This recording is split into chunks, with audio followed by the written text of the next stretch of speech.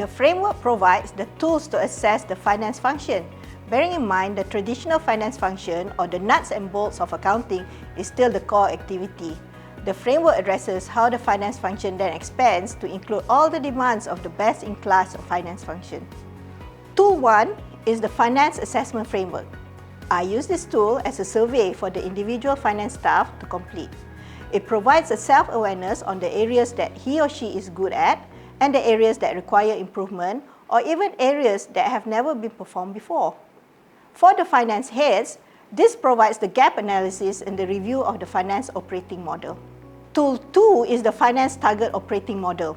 This tool is like a timeline chart which identifies where your finance organization is at now and where you want it to be. This can even be used in brainstorming sessions to review the finance operating model, including people, process, and technology.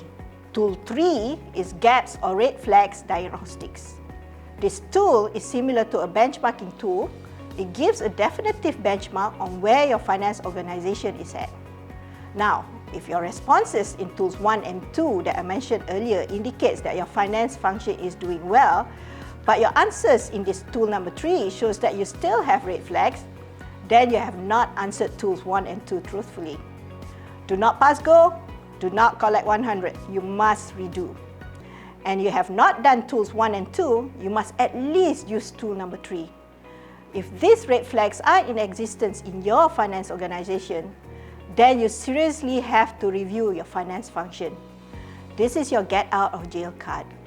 Playing Monopoly aside, this is seriously your get out of jail card, as these are the red flags that leads to the various financial scandals that I had mentioned earlier under the Competency Framework for CFOs. I personally use this framework as a planning tool to identify the gaps in the finance operating model and the gaps in the finance team competencies and skills. From this assessment, I am able to model the finance transformation program that includes short-term goals, medium-term goals, and long-term goals. The finance transformation program then becomes a key communication tool for the finance team on their role to evolve into the best-in-class finance function.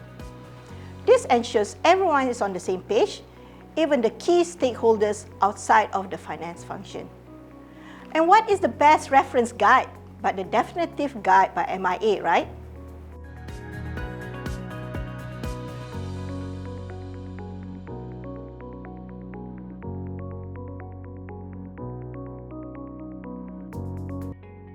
There are so many business disruptions in this current age, from COVID-19 to the Ukraine conflict, the political uncertainties not only locally but globally, to the requirements of ESG on how we prepare ourselves and the organizations that we are in for future sustainability.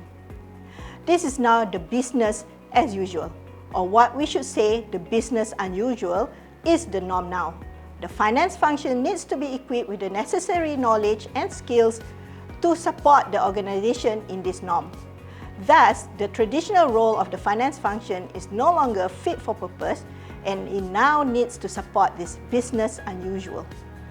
New standards and regulations are coming in place, such as the International Sustainability Standards Board's ISSB standards on sustainability and climate-related disclosures, and Bursa Malaysia's sustainability reporting requirements.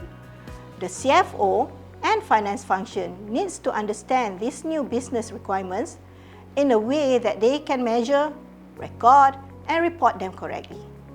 It is no longer a nice to know, but an imperative for the CFO and finance function.